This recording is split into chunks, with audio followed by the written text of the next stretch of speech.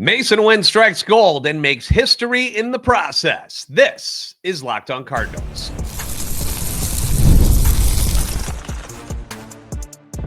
You are Locked on Cardinals, your daily St. Louis Cardinals podcast. Part of the Locked on Podcast Network, your team every day. Hey there, Cardinals fans. I'm JD Hafron, a former national radio sports anchor, born and raised in the St. Louis area. Lifetime Cardinals fan, and I'm your host for Locked on Cardinals, part of the Locked on Podcast Network, covering your team every day. The Bridgeton area is where I grew up in St. Louis, in case you're wondering. Padville High School. Go Pirates. Thank you to our everydayers for being a part of this show and being with us throughout the season and now into the off season. For those of you who are new, welcome aboard. Hope you enjoy the content. This is a show serving Cardinal Nation and giving you all the info about the birds on the bat. Today's episode brought to you by Game Time. Download the Game Time app, create an account, use the code LOCKEDONMLB for $20 off your first purchase. Today's episode, we are going to focus on gold. We like gold. Our golden boys in the organization. After last night's announcement that shortstop Masyn Winn is now a Gold Glove winner. Congratulations, Masyn. And I'll be honest, as much as I knew that Masyn was deserving, I was definitely concerned that he was going to lose. That because of the knee injury that cut things short, and because of the adoration that everyone seems to have for Dodgers shortstop Mookie Betts, everybody loves him, unless you don't like the Dodgers. Then you don't love him so much. But, you know, the good guy, good family guy. He's really good at everything. The fact that he changed positions, he's been a Gold Glover in the outfield, comes into shortstop, plays as good as he did. He was on the defending champion Dodgers, now back-to-back champion Dodgers. I definitely thought they were going to side with Mookie Betts on this one. I just did. I thought Masyn was going to get screwed, and I thought Mookie was going to take it. So thrilled to hear last night that Masyn Winn got the credit that he deserved for what was a tremendous defensive season, despite the knee injury that cut his year short, and likely attributed to his numbers not being quite as good as maybe they were going to be. You know, not that his numbers were bad, but, you know, his trajectory was that they were going to be even better than what he finished at. So could have been better than what he already was. And in doing so, he made a little bit of history, in case you're unaware, as well as winning the Gold Glove, becomes the youngest winner of the award in the history of the St. Louis Cardinals. Now, think about that for a second. Out of all the Gold Glove winners over the years for the Cardinals, and they've won a bunch. The franchise boasts the most Gold Glove winners in the history of the sport by a long shot. Masyn Winn has set the record for the youngest player to win it. That's incredible. That's incredible. Per John Denton, at 23 years, 191 days at season's end, Winn is the franchise's youngest Gold Glove winner, edging out third baseman Ken Reitz, who was 24 years and 96 days in 1975 when he won his. Also, Winn is the fifth youngest shortstop to win the award, behind Anthony Volpe for the Yankees in 2023, Alan Trammell of the Tigers in 1980, Francisco Lindor of Cleveland in 2016, and last year, Ezequiel Tovar for the Rockies in 2024. He also pushes the Cardinals to the century mark in Gold Glove winners, becoming the 100th Gold Glove winner in Cardinals history. He joins Edgar Renteria, who won in 02 and 03, Hall of Famer Ozzie Smith from 82 to 92, and Dal Maxville in 1968 is the only Cardinals shortstops to win the award. It's also the first Gold Glove winner for the Cardinals since 2022, when both Nolan Arenado and Brendan Donovan won. Now, in case you missed the episode where we covered all of the greatness that was Masyn Winn stats-wise here and why he was nominated in 2025, let's go through them quickly again. Plus 21 outs above average, plus 2 defensive runs saved, only made 3 errors and 501 total chances, which tied the totals of Cal Ripken Jr. in 1990 and Omar Vizquel in 2000 as the fewest by an MLB shortstop. Better than Ozzie Smith. I know, wild, right? So it's not like we're talking about a guy who just kind of had a better season than the other guys who were nominated this year, and he wasn't deserving. No, he was in rare air this year with what he was doing defensively. 21 outs above average were the third highest total among all players. Only fellow shortstop Bobby Witt Jr. of the Royals at 24, and Reds third baseman Key Brian Hayes and Boston's Cedar Rafaela at 22 had better numbers. Now, granted, He did get smoked by Mookie Betts in defensive runs saved, who finished at a plus 17. Masyn was at 2. Nick Allen of the Braves, who was the other finalist, was a plus 12. But the plus 2 from Masyn, although it sounds low, is actually the 7th highest total among all shortstops. So it's not like he was some slouch in that category. Winn gave a lot of the credit to his defensive prowess this year, although he was very good last year, was a finalist last year, but gave a lot of the credit to just routine, really. He was telling Derek Gould of the Post-Dispatch, I'll link his story in the description and in the show notes, saying it was repeating fundamentals over and over and over and not veering from the path on that. Every once in a while, I would make a few Jeter jump throws. For the most part, it was taking the fundamentals and making sure that I can make them 99 out of 100 times in warm-ups. It didn't matter what day it was, what game of the year it was. We were out there every single day. I wanted to make sure it was locked down.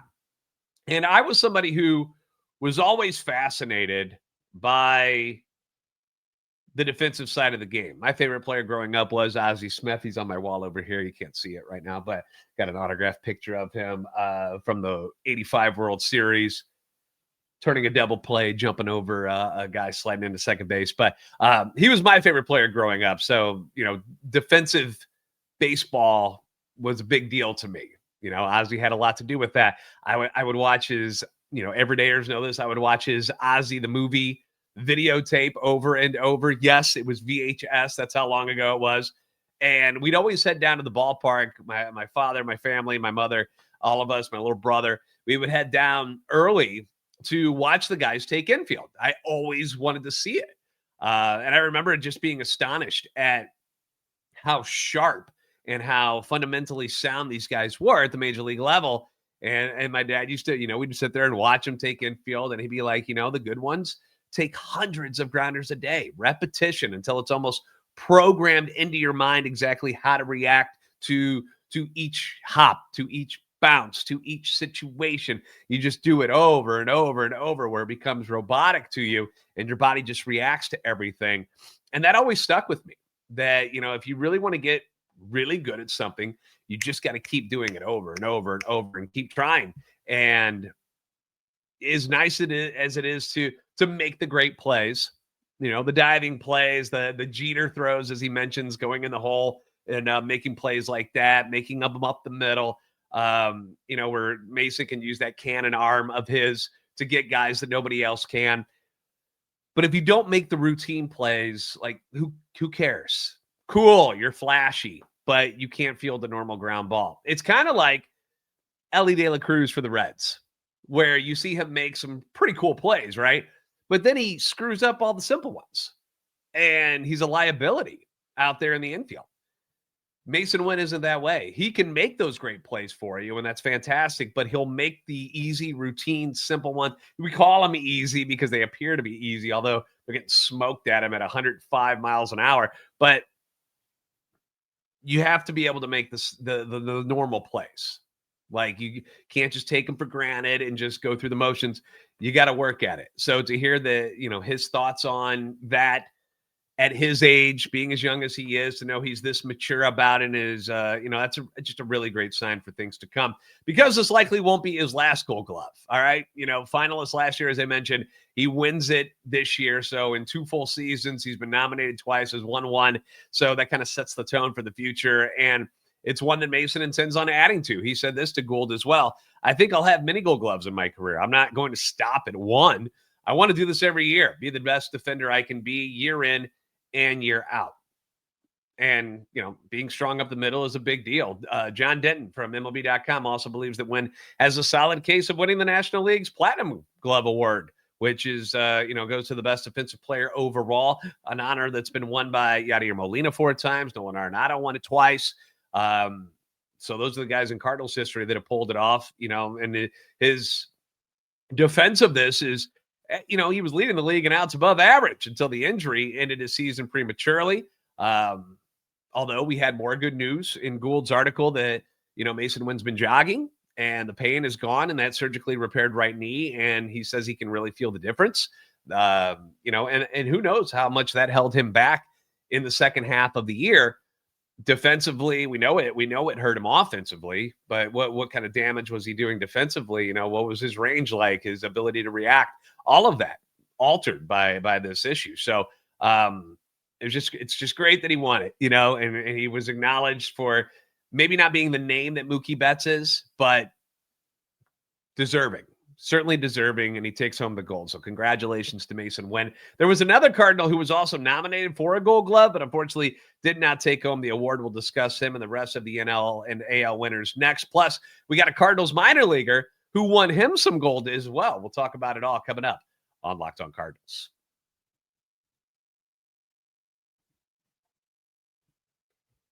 The NBA is back, and there is no better place to get in on the action than FanDuel, the official sports betting partner of the NBA. Even if you missed the start of the game or want to ride the hot hand, FanDuel has live bets on everything from who's going to score next to fourth quarter comebacks.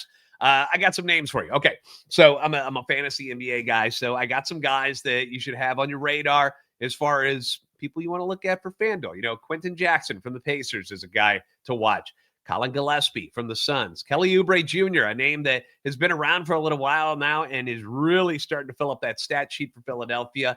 Just some of the lesser-known names that you might want to take a look at if, FanDuel in the NBA is something you're interested in. You can combine your live bets into a same-game parlay for a shot at a bigger payout, and it just keeps all the games more exciting, especially when your team's making that late push. So right now, FanDuel is giving new customers $300 in bonus bets when your first $5 bet wins. Once again, new customers, $300 in bonus bets when your first $5 bet wins. So head to FanDuel.com to sign up and play your game with FanDuel, the official sports betting partner of the NBA.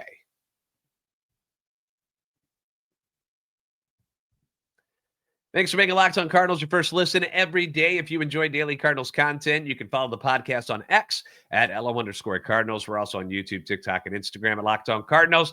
As for the Cardinals' other Gold Glove finalists, sadly, our buddy Victor Scott, friend of the show, did not take home the gold. We knew it was going to be an uphill battle for him.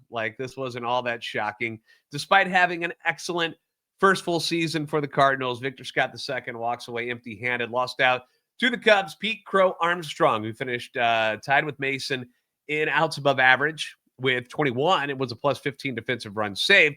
Now, Victor's numbers, obviously he was a finalist. They weren't bad, nominated for a reason. But as far as center fielders go, he was a plus 12 defensive runs saved among all center fielders, trailed only Rafaela, PCA, and the Nats' Jacob Young. Third among all center fielders in outs above average with a plus 16 behind Rafaela and PCA. The tough reality here is he's going to have to battle PCA for years to come. It isn't going to be easy for him because Pete Crow Armstrong isn't going anywhere anytime soon. And he's incredibly good. Not only does PCA have the range, he's got speed, he's got incredible athletic ability. On top of that, he's also got a cannon for an arm. One of the best in the league. So it is really, really, really, really going to be tough for Victor Scott II to win a Gold Glove in center field while PCA is in the National League. It's just not going to be easy. The Cubs faithful, they got quite a player roaming the Ivy there at Wrigley Field. It's going to be rough. So, but hey, you're a finalist. You deserved it.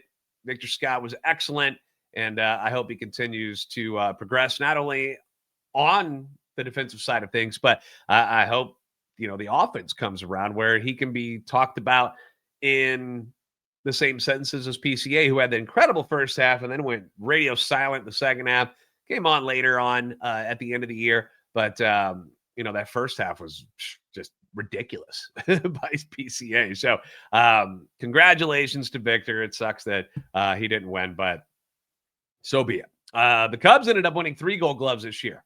Ian Happ wins his 4th consecutive Gold Glove in left field, leading all NL players in left field with a plus 9 DRS. Happ is the only player in Cubs history with 3 or more of them in the outfield. Nico Horner won at second base, his second Gold Glove award after leading all Major League second basemen in outs above average with plus 14 and defensive runs saved at plus 17. He joins the late Hall of Famer Ryan Sandberg as a winner of the award of the position multiple times for the Cubs.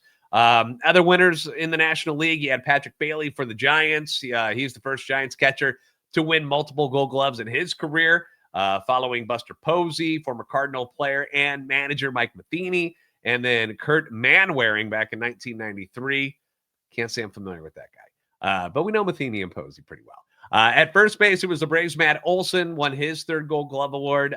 Third base, Key Brian Hayes, who played with both the Pirates and the Reds this year. That's his second. Right field, you had Fernando Tatis Jr., son of Fernando Tatis, who used to play for the Cardinals. That's his second Gold Glove in right field. Giants pitcher Logan Webb gets his first. And then the utility winner was the Marlins rookie Javier Sanoja. Sanoja? Can't say I'm all that familiar with him either. First Gold Glove. Obviously, he's a rookie. And the first for the Marlins, and try not to laugh at this, but first for the Marlins since Marcell Ozuna. That's right. Marcell Ozuna, former Cardinal. Marcell Ozuna won it in 2017.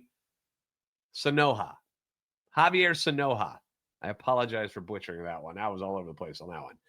But anyway, 2017, Marcell Ozuna. Yes, the same guy that once climbed the left field wall at Busch Stadium on a fly ball that barely made it to the warning track. And then when he realized he had done way too much, face planted on that warning track. Won a Gold Glove once. The year before the Cardinals acquired him, actually. One of the most unforgettable defensive bloopers I have ever seen. It will always stick with me. That and the Jose Canseco when he was with the Rangers, he went back on the fly ball and it bounced off his head over the wall for a home run. Those both are just seared into my brain as some of the worst bloopers or best bloopers, depending on how you look at it, by an outfielder that I've ever seen. Over in the American League, your winners were the Tigers' Dylan Dingler at catcher, his first. Ty France, who played with the Twins and the Blue Jays, won at first base, his first. Rangers' Marcus Semien wins at second base, his second. The Royals' Bobby Witt Jr. at shortstop, his second consecutive. He's the only other player in franchise history to win the award at short. Alcides Escobar won it in 2015. Another Royal, Michael Garcia, won over at third base, marking the first time in 12 years that both players on the left side of the infield for the same club won the Gold Glove award in the same year. Your previous instance was 2013. It was the Orioles. Do you remember who it was? Third baseman Manny Machado, who we always knew was a great third baseman, still very, very good for the Padres.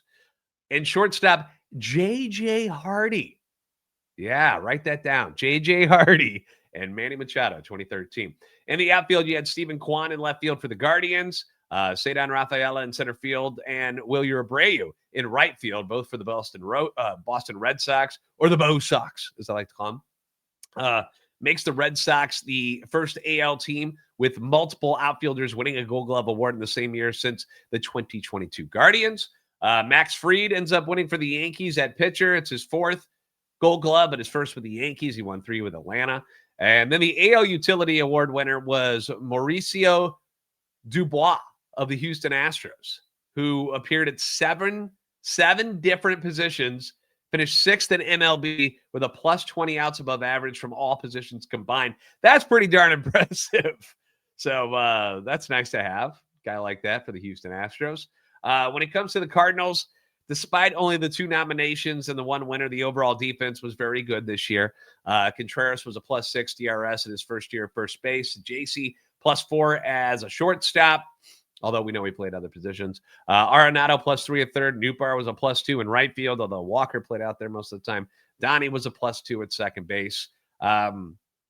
The thing you think about now is, like, how are things going to change and shift around with the possible movement on the roster, with trades involving Arenado and maybe a Brendan Donovan?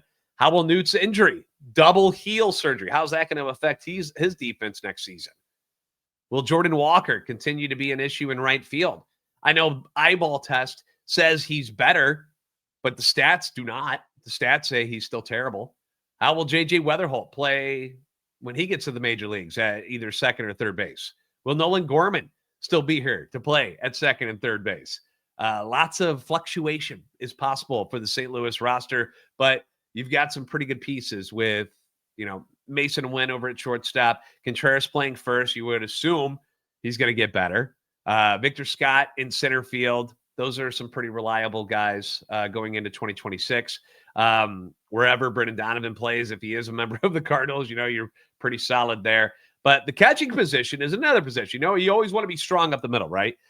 Catcher, shortstop, second, center field. That's a goal for every team, to be strong defensively up the middle. The catching position is also what appears to be an area of strength. You've got Pedro Pages, who was very good defensively. Not amazing, but very good. Jimmy Crooks is somebody who's been very good in the minors defensively, but another Cardinals catching prospect just took home some gold this year as well. We're going to talk about him coming up next on Locked On Cardinals.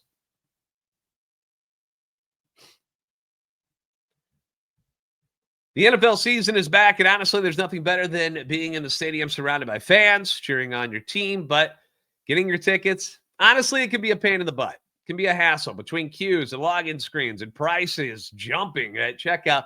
Very, very frustrating for the customers, and that's why I use Game Time, because I don't want to deal with that stuff anymore. It's the app that gives the advantage back to fans. Game Time is fast, easy. It's backed by the Game Time guarantee, where you're always going to get 100% authentic tickets delivered on time and at the best price. Plus, all your fees, they're included, so that price you see is the price you pay. They're not going to sneak any fees in on you at the very end, and you're going to be like, why is everything so expensive? It's not. They're going to tell you exactly what it's going to be. The app makes it super simple. You can see the exact view from your seat. You got zone deals, which is awesome. It's faster, it's cheaper, it's less stressful than any other way I've ever bought tickets. It's why I use it every single time. Download the Game Time app, create an account, use code LOCKEDONMLB for $20 off your first purchase. Terms apply. Again, that's promo code LOCKEDONMLB for $20 off. Swipe, tap, ticket, go. Download Game Time today.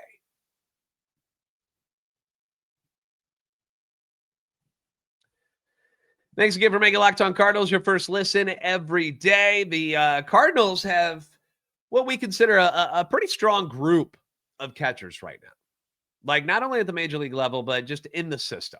Ivan Herrera is still a catcher. Defensively, work in progress. Offensively, though, you love him. Pedro Pages. Defensively, very good. Offensively, you've had better. But he doesn't kill you offensively. He's not like he's hitting 160 or something like that. Jimmy Crooks, we think, is kind of a mixture of both. He's going to give you some pop, left-handed hitter, pretty good defensively throughout his minor league career. Somebody that's supposed to be able to be pretty good at both sides. We can throw in Joel Pozo if you want to. Didn't kill you behind the plate. Obviously, we saw him shine as a pinch hitter off the bench, but we liked him. And it's that kind of depth that has prompted teams to wonder if the Cardinals might be willing to trade away a catcher at some point this offseason, because beyond those four guys who already have major league experience, the Cardinals also have two more catchers who are flying up the rankings in Major League Baseball, in 18-year-old Reynald Rodriguez and 21-year-old Leonardo Bernal. Now, Rodriguez is ranked third among Cardinals prospects, according to MLB Pipeline, and right behind him is Bernal, who is ranked fourth. Both are on the top 100 best prospects in baseball right now. Rodriguez at 55, Bernal at 92. Joining J.J. Weatherholt, who's our top prospect, ranked number 5 overall. And then pitcher Liam Doyle, who they just drafted this year at number 5 overall, is ranked 36th among the top 100. Rodriguez is also ranked 6th overall at the catching position. And although Bernal does not crack that particular list, I'm sure he's right there on the fringe. He is on the list of minor league Gold Glove Award winners for 2025, which is awesome because that's not an easy thing to do. A reminder that only one award is given per position among all the levels of minor league baseball. So Bernal didn't just win the award for the AA level, which is where he played at this year for Springfield, but he beat out all of the catchers in minor league baseball. So A-ball, high A, AA, AAA. He beat all of those guys to win the Gold Glove Award as the best defensive catcher in minor league baseball. And that, my friends, is pretty awesome, considering he's also an offensive threat. 6 feet, 245, switch hitter, 50 hit, 50 power tools to go with the 60 grade arm that threw out 27 of 69 attempted steals. He also hit 247 with 13 home runs, 70 RBIs. He added 13 stolen bases. That's impressive stuff. And by winning the award, he joins only Victor Scott as a minor league Gold Glove Award winner for Springfield. Scott won that award back in 2023, and now you're seeing, him flourish at the major league level as defensive player. Once again, we're hoping the offense will come around to make him more of a complete player and, be a more dominant member of the outfield core for the Cardinals in 2026 and beyond. But it's another reason why I continue to bring up moving Ivan Herrera to a different position. Switching positions for Ivan Herrera continues to make a lot of sense to me. Whether it's left field, whether it's first base, something other than catcher seems to eventually be the move, in my opinion. We know the dude can hit at the major league level. He's one of your middle of the bat orders. Why not save his legs? Save the injury risk. Let him be a slugger for years to come without the wear and tear of catching. Seems to make a whole lot of sense to me. And he hasn't even shown that he's been all that good as a catcher to begin with. So it's not like but he's so good back there. Do we want him? That's not the case. He hasn't been that good back there. So I know they're going to give it another try this year. We'll see how it goes. But I am the guy that is ready to go ahead and move him already. Just move him over to someplace else and see what else he can do at a different position. There's too much talent behind the plate already defensively that I would rather see. So as far as Leonardo Bernal, I've said this before. I believe he'll start the year at Memphis. There's no need to rush him up to the major leagues. We'll get a look at him in spring training. He's got to be added to the 40-man this year. So if something does happen, if a trade goes down, if injuries happen, he's going to be somebody that they can call upon very early if they need to, being that he'll be on the 40-man. So I don't know. Looking forward to it. I'm excited for his future, and we'll just see what Heimblum and company have in store as far as making any moves from that depth at some point here in the offseason. All right, that's going to wrap things up. Thanks for making Locked On Cardinals your first listen every day if you haven't already. Please give us a follow on X at LO_Cardinals and JD Sports Radio, TikTok, and Instagram at Locked On Cardinals. Like, subscribe on YouTube, and help our channel and love for the Cardinals grow. We are almost to 13,000 subscribers.